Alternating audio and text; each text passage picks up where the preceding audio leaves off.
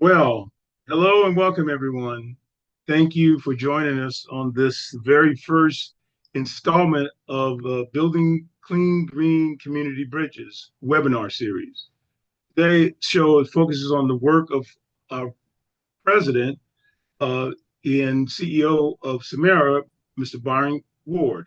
In collaboration today with the Port of Hueneme, we are going to be sharing some of the initiatives that both the Port of Hueneme, who will be represented by Lucia Ayala, and Byron Ward, who's the president and CEO of Samara, whose vision is unfolding here as we go about putting on the next five shows of this webinar. My name is Dr. Daryl Gooden, and I will be your host for this series. Over the coming months, which will take us all the way through September, we'll be exploring sustainability, green innovation, and economic opportunities. Essentially, at the intersection, and more importantly, just how people of color own businesses, workers, and community leaders across the Ventura County can engage with and benefit from the growing green economy. Today is our first show in the series. We're looking into why this work is crucial for this moment right now, introducing the mission as well as the vision of Samara and setting a tone for what's coming about. We'll also have some time at the end of the show to listen and to address some audience questions. And with that, I'd like to introduce Byron now. Let me give you a little overview of him. It's my pleasure now to share with you some of the things before I give it to Byron that he's going to be covering. As a nonprofit committed to economic empowerment, community revitalization, and the connecting of entrepreneurs to and with the underserved communities, Byron has been instrumental in making these things a reality in Ventura County, where he's connecting and bringing resources to networking and to building this generation of wealth that everyone chats about from time to time. Under his leadership, Samara has become a driving force in the county, connecting Black-owned businesses to resources, capital, training, and now for opportunities in the sustainability and clean energy spaces. His work sits at the intersection, really, of equity, entrepreneurship, and systems change. We're honored to have him open this series by sharing his vision and talking a little bit more to us about all that's going on with Samara and this vision of unfolding, building clean, green community bridges. Good evening or good night, depending on what part of the country you're in today. My name is Byron K. Ward, and I'm the founder, president, and CEO of Samara. And I'm excited to get a chance to present tonight to talk about a topic that is really just recently familiar to me. First of all, I want to thank Dr. Daryl Gooden and Josefina for all the hard work they've put into this event. And I think that I hope you're going to enjoy it. I know on behalf of our strategic partners, the Clean Power Alliance, as well as the Port of Hueneme, we hope to entertain you and inform you tonight. So I'd like to start off by giving you a little background on our organization. And I seldom repeat what's on the screen. So let me just say that Samara emerged from a desire to award and recognize our Black small businesses and other leaders in the community. This vision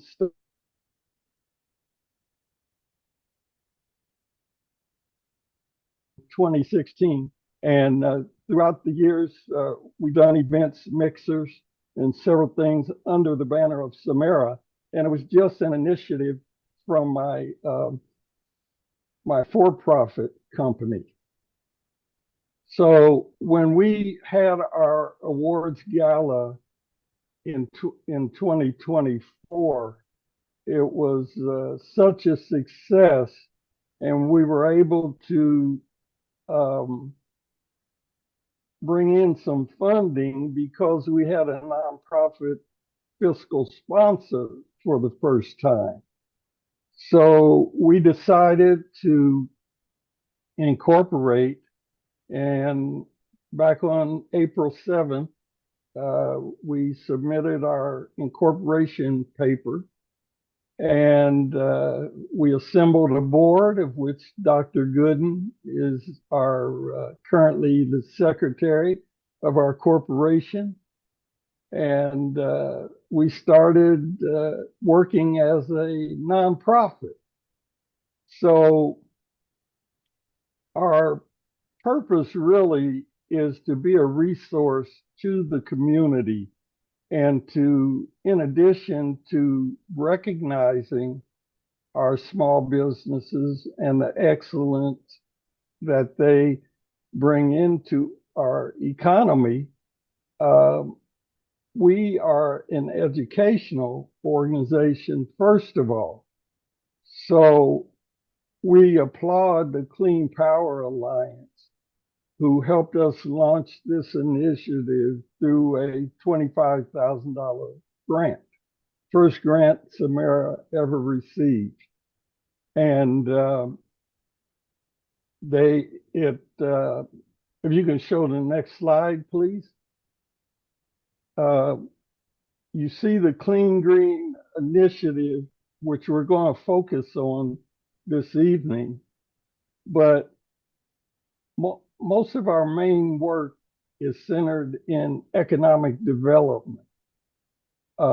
Economic Development Initiative is the umbrella initiative that we do most of our work. Even the Clean Green Initiative could actually fit under economic development.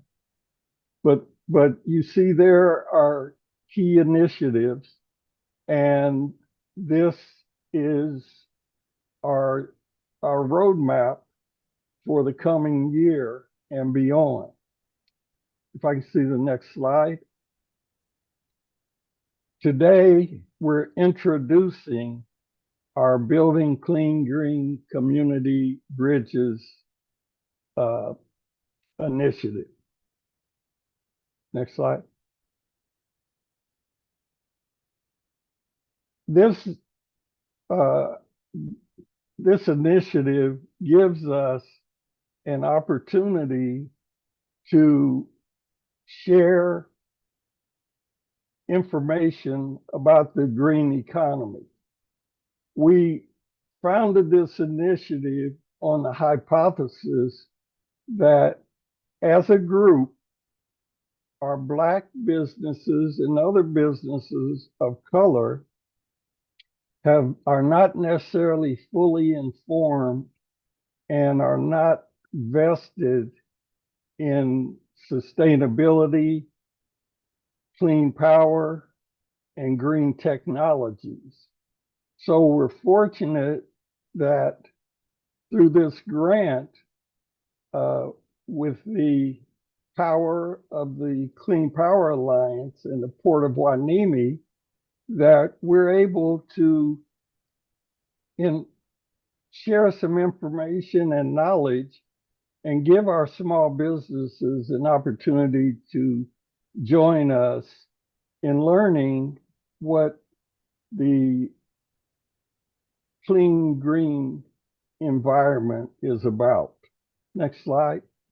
Okay, these are the components of our initiative, and Daryl's going to touch on these throughout the event. But basically, the vision is through a series of 5 webinars like this one, 6 radio show podcasts, and a concluding live workshop or town hall event. And we have a coordinated social media campaign to recognize our strategic partners, CPA and the Port of Hueneme, and other sponsors and partners as they come aboard. And so we think it's an opportunity for you to stay with us. This is the first event, and come to be part of our workshop on September 13th, part of our live town hall event. So with that, I thank you for giving me an opportunity to present on behalf of our strategic partners, the Clean Power Alliance, and the Port of Hueneme. Thank you very much. Looking forward to some good information today. Thank you, Byron, for that good overview, the mission and the importance of what Samara is doing. And we prepare to hear from Lucia about the good things going on in the Port Hueneme. Let me just point out that the live event Byron mentioned is going to be on the 13th of September at the Girls and Boys Club in Oxnard. So that'll be an all-day event, and looking forward to participating with it. Our next speaker is going to be Lucia Ayala from the Port of Hueneme. And when she's ready to come on, we'll go from there. Hello, everybody. Good afternoon, good evening, whatever it may be for you. But thank you so much for the opportunity to be here and speak a little bit more about the port's environmental initiatives. Again, my name is Lucia Ayala, environmental specialist here for the port. So I'll just go ahead and share my screen here. If you give me 1 second to figure all this out. All righty. How's that looking for everybody? Good. Looks good. Awesome. Looks good. Excellent. So I will jump right into it. So a little bit of background on the port and why we're so unique in the way that we are is that our port governance is actually governed by 5 harbor commissioners who are locally elected officials. These officials have to live within the geopolitical boundary of the Oxnard Harbor District, which owns and operates the Port of Hueneme. And this is really important for us because most other ports in the country their harbor commissioners are actually appointed by a mayor or a city planner, where our harbor commissioners are actually elected, meaning it's much more of a democratic process, and they actually do represent the constituency that elect them.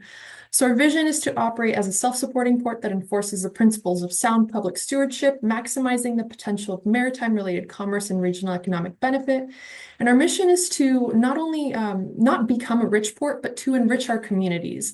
So providing the maximum possible social and economic benefits to our communities and the industries we serve. Jumping right into the snapshot here, I like to show the snapshot of the supply chain from what it looks like from the port's perspective. So obviously looking at from the point an ocean-going vessel reaches our port and looking onward. There's a whole other section of the supply chain on the back end that we don't really have insight into.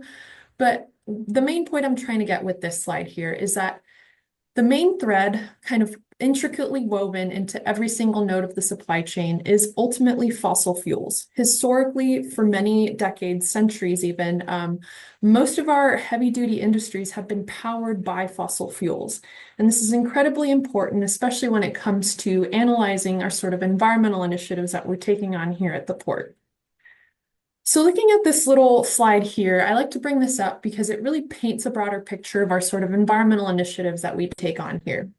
So if you look at the golden bubbles here at the top, these are our 6 key performance indicators for the port's environmental management framework. Adopted back in 2012, each of these key program areas really looks at these specific topics and implements sort of environmental protection measures for each of these topics. On the bottom, you see some green bubbles. These are actually green marine performance indicators. And green marine is very important to us because it's a leading environmental certification program for the North American maritime industry. So this includes components of the maritime industry like ships, ship owners, shipyards, marine terminals, ports, and seaways. And these 9 key performance indicators or basically a self-evaluation that we conduct and then are vetted by a third party, verified by Green Marine. And it's a third-party verification for the port's environmental management programs to essentially prove that we're not just saying we're doing these things, we're actually doing them. So this is really important to us because these key environmental management programs are all implemented under the umbrella of sustainability and community relations. Of course, as a public agency serving a constituency, it's incredibly important to not lose sight of the community that we serve. Through the port's environmental leadership, our goal is to build sustainable operational practices that create community benefit through things like funding or environmental improvements. So if we focus on the 6 bubbles here on the right-hand side with the small little flag at the bottom, these actually create our broader FRESH campaign, and I'll jump into that just shortly. So FRESH actually stands for Port of Hueneme, Reducing Emissions and Supporting Health, and it's basically our broader clean air public health improvement campaign.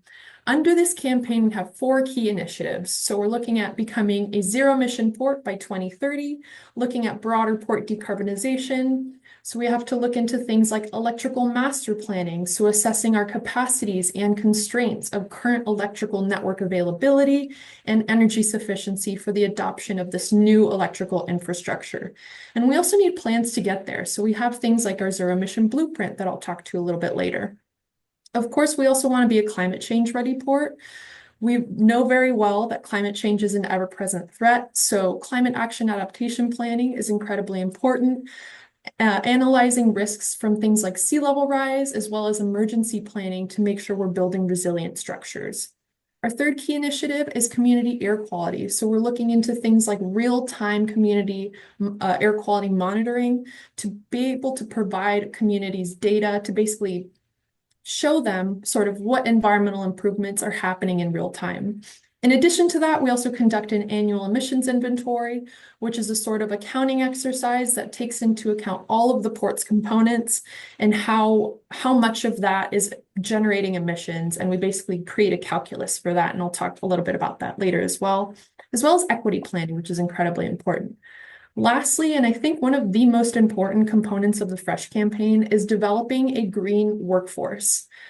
So we're doing this through something called the SPEED initiative that is being taken on by our community outreach team, and I'll speak a little bit about that later on in the slides. So when it comes to port zero emission planning, of course, this transition takes a huge amount of planning and engineering. This actually began back in 2014 with the building of the port's first shoreside power system. And essentially, the port cannot set a goal to be able to be zero emission without a plan to get there. And of course, we did this mainly through a zero emission blueprint. So back in 2021, the port was actually awarded a grant from the California Energy Commission to essentially run a detailed technical analysis and outreach project with all of our local stakeholders and assess zero emission fuel needs, volumes, and costs based on the equipment that's here present at the port. Through this exercise, we were actually able to conclude that we can achieve full zero emission operations by 2030, and we can primarily do this by utilizing battery electric equipment to meet our zero emission fuel goals. So when it comes to the broader world of port decarbonization, there's a lot of different moving components here. Of course, kind of alluding back to that supply chain side, all of these components that move cargo in and around the port are all generally run off of diesel. But when it comes to port decarbonization, we're assessing things like the actual yard equipment. So cranes, yard tractors that actually move the containers around the port, forklifts that carry heavy duty equipment. All of these things will be shortly transitioning over to zero emission or battery electric equipment. Also ships that are at the port. Historically, we're able to plug in utilizing our shore power system. However, we met an unfortunate end to that system due to a storm that I'll speak a little bit about later. But one of the main things that I do want to highlight is these numbers here at the bottom right. So these are calculations from our emissions inventory, and that we've seen that since 2012, while we've seen a cargo growth of about 80%, we've seen emission reductions from ocean-going vessels from all of these criteria pollutants by magnitudes of upwards of 40%. So it's really important to kind of see the types of emissions that are being generated by the port in order to, when it comes to decarbonization, being able to see that number just keep reducing with these initiatives. So if you lived in the areas of Port Hueneme or Oxnard during December of 2023, you know that we unfortunately faced a pretty catastrophic rain event. So NOAA estimates that for a 100-year storm in the area of Hueneme, we'd expect about 1.8 inches within 1 hour. Unfortunately, Hueneme received over 3 inches within about 45 minutes. That's an order of magnitude well above the calculated 100-year storm by NOAA. Of course, this is actually a photo of our shoreside power system on that night, but of course, high voltage electrical infrastructure and water don't really mix. So unfortunately, that night, labor on the port saw a flash, a bang, and then complete blackout. So unfortunately, this was the moment where our shoreside power system came to an unfortunate end, but we're trying to, slowly rebuild that process to come back bigger and better and support larger ships as well. But of course, we're not the only ones that were impacted by this. Our community was also impacted by this. Just outside of our gates, this was a photo of the local community, just residents' cars that were just completely inundated just days before Christmas. It was super unfortunate. But moving into our sort of second key initiative under the FRESH campaign, we're actually developing a climate action adaptation plan. This climate action and adaptation plan will address climate change contributions. So we're looking at our climate goals, our zero emission goal of being a zero emission by 2030, but we're also analyzing adaptation. So looking at things like electrification, building resilient structures, because of course we met this unfortunate end of our high voltage shoreside power system. So making sure that when we're rebuilding the system, we're building resiliency measures into it to ensure that this doesn't happen again. Also building engineering standards through some of the outputs from these analyses. Engineering standards mainly looking at building things at a higher level, or maybe even building walls or pumps around certain components to make sure that these issues don't happen again in the future. And of course, we're also assessing climate risks. Typically most ports, when they're looking at climate action adaptation planning, sea level rise is like the #1 thing on our bingo card. Here locally, of course, we're also assessing impacts from wildfire, heat that also causes power outages. But the #1 thing that was not on our bingo card at all was precipitation. So now we're looking at the risk from rain, of course, as a reaction from the December storm event of 2023. In addition to this, because our ships at berth aren't able to actually plug in, we wanted to still provide some of that sort of emissions reduction burden from our community, because of course, our local community surrounding the port. Actually, very specifically, other ports typically have like 2-mile buffer zones between the port boundary and the community. Here at the Port of Hueneme, our community is right across the street from us. So it's incredibly important for us to really provide those sort of environmental benefits while we can. So we actually contracted with a firm called Stax Engineering that actually brought upon this barge. It's an emissions capture and control system. So it's basically a set of filters that's affixed onto the barge itself. And then this big Dr. Seuss looking arm that you see attached to the top of the ship actually connects to the stack of the ship and draws in all of the emissions from the ship. Then that filter system will actually fully filter all of the particulates, all the NOx, all the SOx from the ship, and then it's fully combusted, and then the only particulates that come out of this is only water vapor and a little bit of carbon. So this is a really awesome piece of technology, the first of its kind in the state actually, and we're the first wide adopters of this technology, and we'll actually be bringing in a second barge to be able to service both our north and south terminals at the end of this month. So we're super excited to have that coming on very shortly. Our third key initiative under this broader FRESH campaign is, of course, community air quality. So this issue mainly arose back in 2019 when a tool called CalEnviroScreen was published to the state of California. It was a public-facing tool that basically shows the cumulative impacts, both environmental, socioeconomic, as well as health impacts on the most disadvantaged communities in California. So residents of South Winds actually saw this and came to the port and asked what air quality was like in South Oxnard. We kind of didn't really know what to tell them. So we ended up going to our local air pollution control district at the county and asked them, what does air quality look like in South Oxnard? When we asked them this question, they also kind of shrugged their shoulders and said, we don't really know.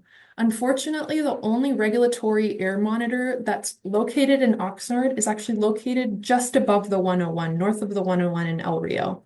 Still very important to be capturing data in this community because it is a disadvantaged community, but this puts all of Oxnard, the Oxnard Plains south of the 101, essentially in a data black hole. So we didn't really know how the port was impacting the local community right here. So what happened is that our director of environment actually ended up mobilizing within the organization and acquired funding to purchase 2 regulatory grade air monitors. And these air monitors, one is located right on top of my building here, and then the other one is located about a mile east from the port as a request from the community actually on Art Haycox Elementary School. So since 2019, we've actually been generating this data, and we're looking at mainly things like Just, I'm sorry, Lucia, but maybe 2 more minutes to wrap up. Yeah, absolutely. So we're looking at mainly black carbon, which is a surrogate to diesel particulate matter. And of course, with that topic about the supply chain, very heavily woven in with diesel, it's really important for us to track this, as well as wind speed, wind direction, and temperature, which are all components that affect air quality. So we've actually been tracking air quality since 2019 and have found that air quality is generally good in South Oxnard. So that's really great news for us. But we're also expanding on this project by pursuing, we pursued an EPA funding, and we're working in partnership with these 3 key partners to develop a network of air quality monitors. So we're actually developing 2 more monitoring sites in Oxnard Plain. And the objective is to essentially generate data that can then help us develop community-informed tools and educate the broader community, because a community armed with knowledge has the weapon to actually go to their local decision makers and advocate for change in their local communities. So we're super excited to get those up, hopefully in the next month or so. So we'll be excited to share that news with you. In addition to this, we've also launched this Port Cares About Air website that's actually publishing this data in real time. So you can actually access this data. And we're actually going to be publishing all of our community-informed tools, lots of video material to help the public understand what this data really means. In addition to this, and our last component here is our workforce development initiative. So we can't have this transition without a workforce that's prepared to work those jobs. So through our community outreach department, they're developing the SPEED initiative, which stands for Sustainability, Prosperity, Equity, and Economic Driven. And this is mainly looking at a full family approach to prepare the next generation and their families to be able to step into this new workforce, because ultimately we want the folks that live in our community to be able to live and work in these communities. We don't want to be like having outside folks from areas like LA. We want to really make sure that we're driving economic change and providing jobs here locally. And of course, we can't do this without funding. So we're leveraging some money from the California Transportation Agency, as well as another big funding bucket that's going to turn over most of our cargo handling equipment by 2030 from the EPA. And lastly, I just wanted to reiterate, of course, building sustainable practices in ports is incredibly important, because sustainability at its core is essentially meeting the needs of today without sacrificing the needs of tomorrow, because a rising tide at the end of the day lifts all boats. Thank you very much for having me. Thank you, Lucia. That was quite a lot. And as I listened to that, and I saw those last few slides where the resources that you were going after, and in many cases have accomplished to getting those resources.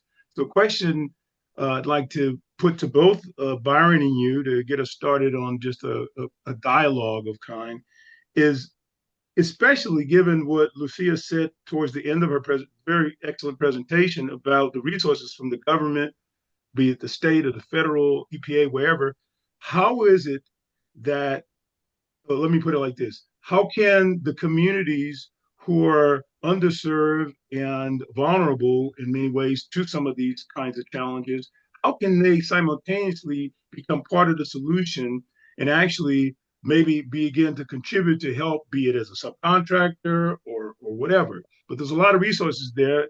There's small businesses.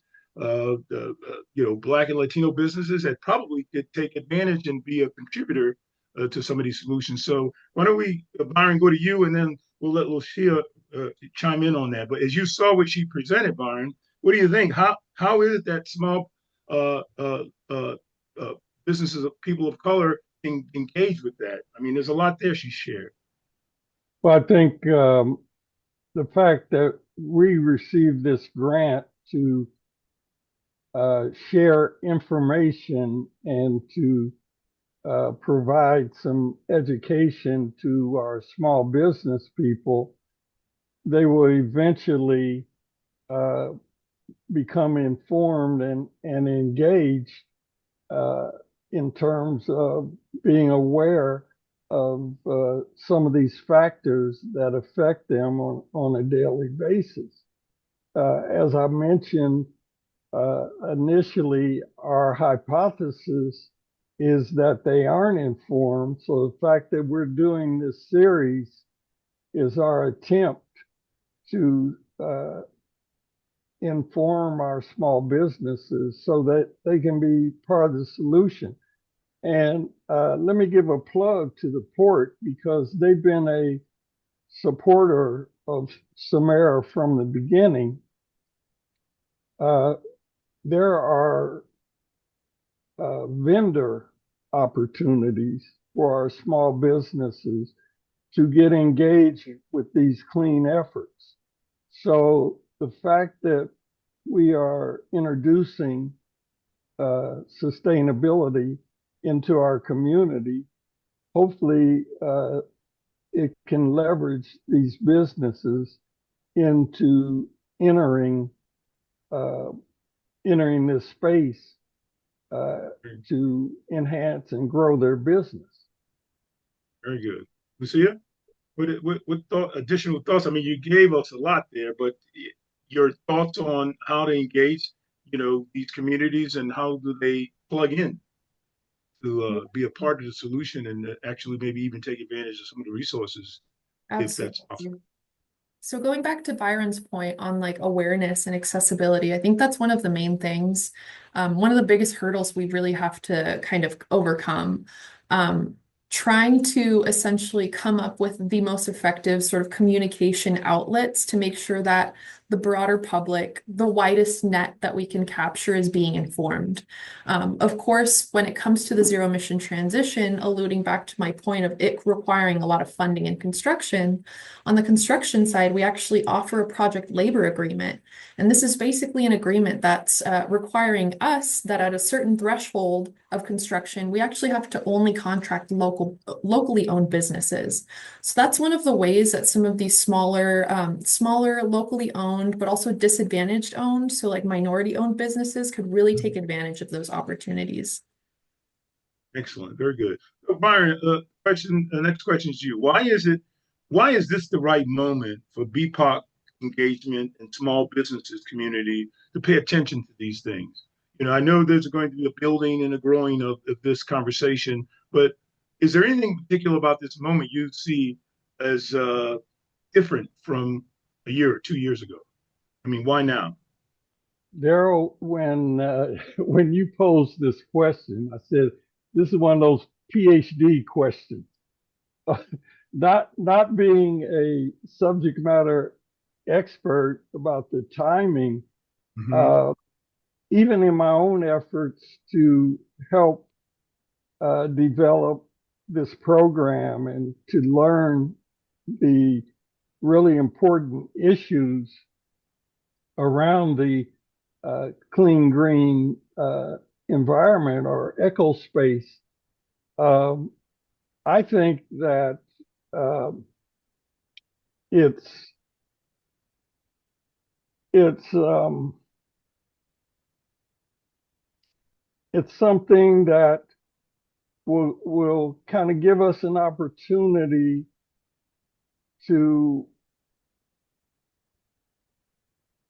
kind of learn and transition into the clean green economy.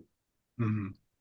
And I know you're part of a larger coalition, so I know that in addition to what Samara's doing. Samara's actually plugged into a larger coalition of willing kinds of organizations working the same Yeah. issue. Yeah, very good. So, Lucia, let me go back to you. So you mentioned, and I think I heard in the presentation, you're aiming for zero emissions by 2030. What are some of the big projects moving that needle to get you to that zero emissions by 2030? And how does the climate action adaptation plan uh, bringing all that together? If that makes sense, you know, how I think it's the climate action adaptation plan that is kind of the glue bringing it all together. Am I right in that? Yeah, absolutely. So some of the main projects that are really moving the needle for us are mainly through our funding opportunities on the federal and state levels.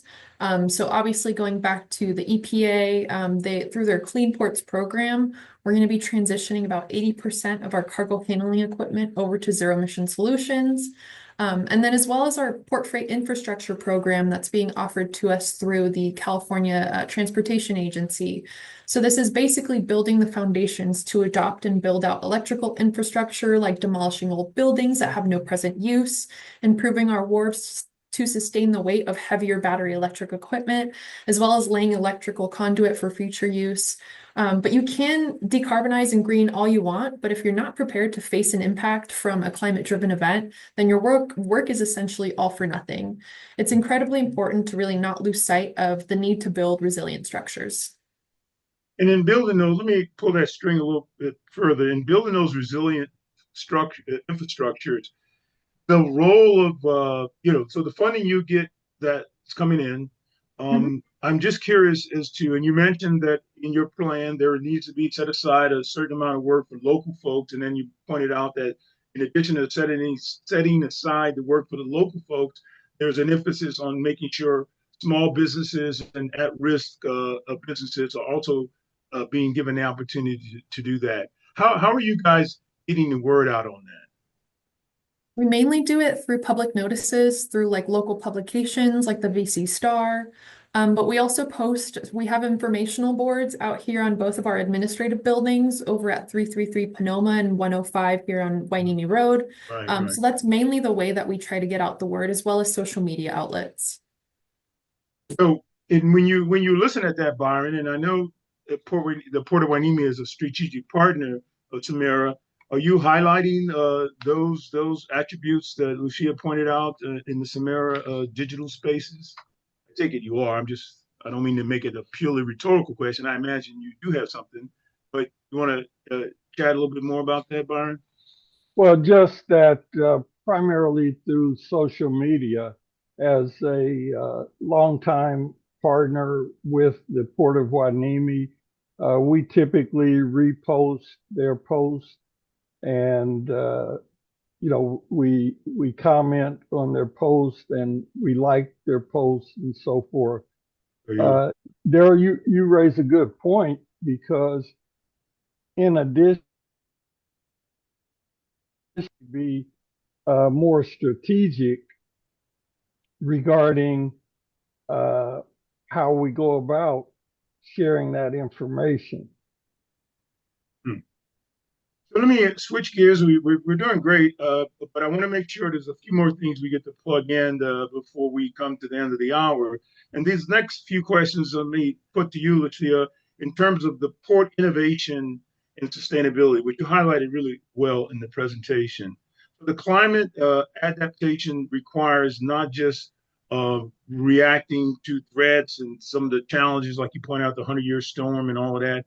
What one area of the port's climate action adaptation plan, you think more ports like the down in Los Angeles or somewhere in New Orleans somewhere, or even any other city, what should cities and ports be thinking about in terms of paying attention to these kinds of things? Is there some initiative that they all can sign up to and say all ports need to have these things addressed and maybe get the attention of governments, federal or state, to actually ensure you're not threatened with all the perturbations and changes that may happen in government? I mean, I know that's a big, broad topic, but do you see any patterns that other ports can benefit from? Because Wainimi is a leader in a lot of this. Are you exporting some of those leading concepts, or are you borrowing other best practices and sustainability from other ports? Yeah, I think communication in between ports is definitely really important. So we are actually part of two different associations, the California Association of Port Authority, as well as the American Association of Port Authorities. And those are really good sounding boards to really get not only on a state, but also a federal level, what some of these lessons learned might be, or what some of these really important areas of focus we should really be looking into. But I think primarily when it comes to something everybody should be paying attention to, it should absolutely be resiliency. Just going back to the December storm event, being able to build resilient structures proactively and not reactively, I think is really going to put a lot of different industries in really good footing. And let me do a follow with that. So, in that building of resiliency, I imagine in addition to the technical aspects of engineering aspects of it, are Mhm. there ways and means of which you can bring the community in to make sure that the resilience building that might be engineered also has an appreciation for, the human side of the equation? Are you blending those technical aspects with the human aspects? Yeah, absolutely. With decarbonization or like the adoption of electrical infrastructure, there's a lot of fear from workforce that if you turn the dial just a tiny bit more, it turns into automation. But Mm, keeping that human operated component at the front and center, coupled with workforce development, I think really helps offer more opportunity for vulnerable communities to have wider access to these work opportunities. But additionally, BIPOC communities face the largest burden from these heavy industries like right. ports. So recognizing that and building initiatives to address that issue is holistic of keeping these vulnerable communities at the front and center of our initiatives. Very good. No, thank you for that. That's very, very interesting. Let me shift a little bit now back, Byron, to your this whole concept of partnership, equity, and access. You've been building these partnerships, and I certainly signed on. And full disclosure, I'm on the board and enjoy the work that you do and see it, know how busy you are. But when you go across the sectors that you're dealing with, including with the port, um, what what what's the value in these collaborations for Samara in the communities that you're serving? I mean, how do you see this value being manifested in people engaging? Can you talk a little bit about that? Yeah, I think there's a tremendous benefit from these partnerships. Uh, in addition to the financial resources, of course, I don't think Lucia mentioned that the port generates over $2.5 billion into our local economy. Yeah. And they are very generous, as she did mention, about supporting community organizations and being in the community. They walk the talk Yeah. with regard to reaching out and bringing in community partners. As far as Samara, again, in our mission as an educational C3, I think as we build our capacity, we can have regular programs like these that where we can reach out and we know, uh, you know, this was our first event, but we expect the attendance to grow, and certainly through our social media, with their well, I'm going to mention that Samara's in discussion with the port. They want to host an event, and they want us to bring in our small business community. They're going to give us our businesses a tour of the port. They're going to present information on opportunities for the port to be a vendor to the port. And again, I don't know what the numbers are, but I think that it's a missed opportunity to our small businesses to see what RFPs and what type of support that the port is looking for on a Yeah. regular basis. So we're going to be Well, a part of it's very that. good. Samara could probably be a good nexus for getting the word out on that. I think you're right. Let me ask you, Lucia, when you shared with me a few thoughts, there was the topic of the Community Benefits Fund. And I know that might be in a different group at your organization, but could you share with us the idea behind this Community Benefits Fund and the work that they're doing with the EDC and groups like that? How are these partnerships helping to address that equity uh, issue in the region? Yeah, so by providing funding through the Community Benefit Fund, like sponsorships to organizations such as Coastal Keepers or Real Guppy Outdoors, I think we can build partnerships with these smaller groups who don't typically have access to the same resources or opportunities to do the work that they aspire to do, essentially. Mhm. Great.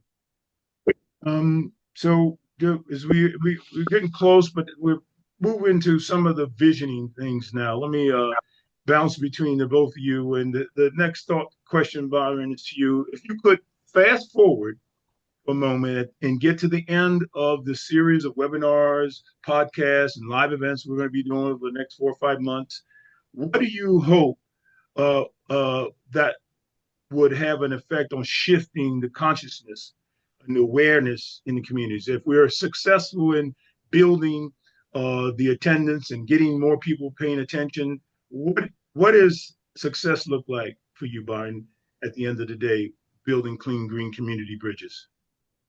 Well, I think this work and this grant positions Samara in a space that will allow us to be a leader and continue our.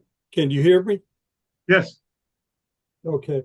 Yeah. And continue to partner with the Port of Hueneme and other organizations that will allow us to continuously spread the message of sustainability. Also, if we come out of this with some businesses that are really bullish and say, hey, I see an opportunity here to grow my business and to create some jobs, then it's been a win-win. And I think our two initiatives in the clean power and green technologies, as well as the economic development work that we're doing, those all fit in with the purpose of creating a prosperous and developing wealth for our businesses of color. Thank you.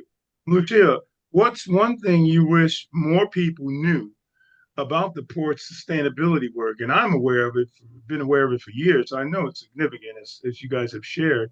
But what's one thing you think you wish more people were aware about, knowing what the port's sustainability work is about and how it impacts everyday lives? I mean, what if you had to say, here's the one thing they really need to take hold of? What would it be?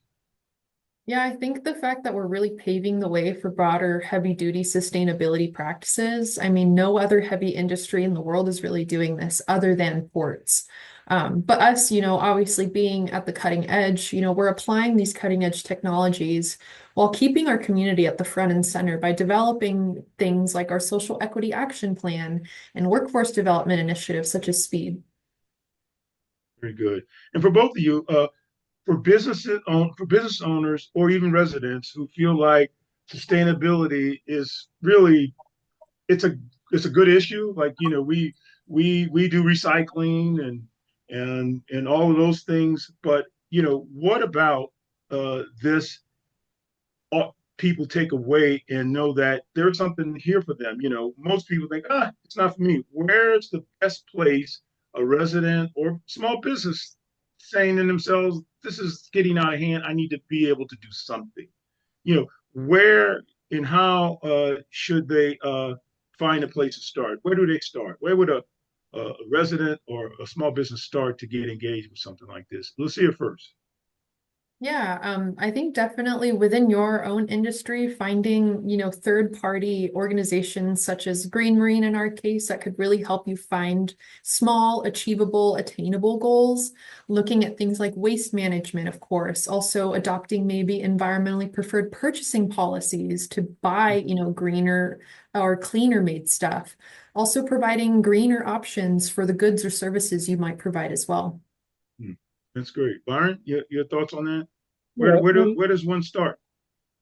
I think there are some opportunities not only in folks' business but in their home. Recycling is kind of a basic. We're all familiar with uh, recycling. Our municipalities have created separate containers for recyclable materials Hmm. and those types of things. I think this is an opportunity to mention as well, since I waved the flag for California Jobs First. Sustainability is built in to not only the work of California Jobs First and where they're moving the various industries, but the governor's blueprint for economic development as well. I think in this year's budget, there's like $2.7 billion that the state is investing in sustainability. Very well, very good. Thank you for that. And as we are coming upon 10 minutes before we wrap up, I want to bring in my colleague, Josefina Peters, who has been monitoring questions. And this is where we sort of open it up to if there are any questions from some of the folks that's been listening in the audience, in the gallery, so to speak. I'll turn it over to you, Josefina. Okay. Yeah. So thank you to Lucia, to Byron, and to you, Daryl, for this really engaging conversation. It's really clear how important, sustainability and building community resilience is for the poor and for, overall all of Ventura County. So yeah, we have a couple questions coming in from the audience, so we can get into those. So one of the questions is towards Lucia. This comes from Linda McKenzie. She's saying, as you know, Oxnard's beaches are lined with smokestacks with more power plants on its coastline than any other city in California. How does this negatively impact your CE or ZE plans? Yeah, that's actually a great question. And one thing that we really advocate for here at the port, one thing that really needs to be done, I think, on a regional level is to look at regional planning efforts to sort of build resilient energy production structures or to decommission things like these peaker plants that provide a lot of pollution or generate a lot of pollution in our area. So obviously with electrification, we're still drawing energy from the grid, which means that during peak times, like in the summertime or when like there's just general strain on the grid, those peaker plants get flipped on because they flip on within seconds of, hitting the switch. And they start just generating all of this energy. But making sure that we're really integrated in regional conversations in terms of energy planning is going to be really essential to, provide more of that community benefit by decommissioning some of these plants. Hmm. Thank you for that. I think also, yeah, just a follow up on to Linda's question. If you could speak a little bit more about that communication and relationship between these, planning departments, regional planners, how is the port, invested in that and work with them? Yeah, so myself and our Director of Environment participate in like the Ventura County Regional Energy Alliance. We really try to advocate for, energy independence and independent energy structures to be able to build partnerships and provide more equitable benefits to those disadvantaged groups by building cleaner energy production structures here. Yeah, there are a couple more questions. Here's a question about kind of about what you were talking about with air quality. Can you sort of speak to the different ways that the community interacted with the port to sort of make this a priority? And if there was a noticeable difference between the original air quality monitor that was already above the 101 to the ones that you guys had initiated? Yeah. So basically, I believe this happened. This was before my time here at the port. I've only been here for about 2 years, but have anecdotally learned about it through my colleagues. But I think it was through a community sort of event that the port staff was actually approached by these residents of the South Winds Neighborhood Council with these concerns about air quality in South Oxnard. Obviously, South Oxnard is absolutely littered with heavy industry. I mean, there's not just the port, but there's also places like the wastewater plant just down the street from here. There's, I believe it's a cardboard recycling mill as well. So all of these things are really heavily impacting the residents of South Winds and South Oxnard in general. So that was the sort of evolution behind how our community really approached us. And it mainly happened through who is now our Director of Community Relations and Workforce Development, Miguel Rodriguez, who really had an in-depth conversation with our Director of Environment, Giles Pettifor, to really say, like, you guys got to put your money where your mouth is. And that's essentially what happened. And now, Miguel, coming from a background of community organizing, actually came in and developed our broader community outreach program, which I think has been incredibly successful in helping us build that community rapport. Mm, mm. Thank you for that. Yeah, that's super insightful. We have one last question, and this is also coming from Linda. She says also many Oxnard neighborhoods are above the 90th percentile in asthma rates in the state of California, resulting from these heavy industrial pollution and agricultural pesticides in the area. And this is kind of to both of you guys, and to Byron. Will Samara become an advocate partner for these regional concerns? I'll jump in for Samara. I was going to add anyway in the dialogue that my background is advocacy and activism. And these things that we're talking about in clean energy, regardless of what administration is in power, for the for the for the for our youth and their future, everyone should gain an awareness of the importance of sustainability, how heavy industry, fossil fuel use has negatively affected the climate of the whole world. And so political activism, as well as these partnerships and education, is what Samara will be engaged in to try to make a difference.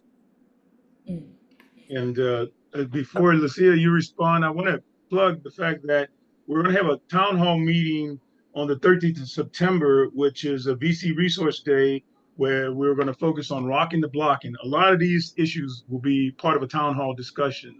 So that's an edification of Linda's question. And Lucia, last word, and then no more, I can't take any more questions after Lucia's answer here. Go ahead, Lucia. Yeah, so we're hoping that we still have yet to deploy the 2 additional monitors from the EPA funded project. We're currently in the process of actually getting those installed, hopefully within the next 2 months. Fingers crossed all that, works out perfectly and goes smoothly. But obviously this will be really looking at the impacts of specifically in disadvantaged communities, what freight and transportation corridors, not just from the port, but from other heavy industries. I mean, there's Procter and Gamble, there's Amazon that are just constantly running trucks around our communities. So really understanding the impact from the industry, trucking industry as a whole will be incredibly important. So we're going to be super excited to be able to share some of that data with you all once we get those monitors up and running. Excellent. Thank you so much. And thanks for those questions. Thank you, Linda, and the other people for those questions. And a big thank you to Lucia and Byron. for spending this time with us and sharing from your depths of insights. This is just the beginning, everybody. We're just starting out with this series. This is the first one, and we'd love to have you with us for the next 4 sessions, as well as for the podcast we're going to do simultaneously with the radio program. And this is a good time here where you could go to the Samara site, visit samara.org to access resources and get updates. As Byron shared, all the activities of the port will be also registered on the site.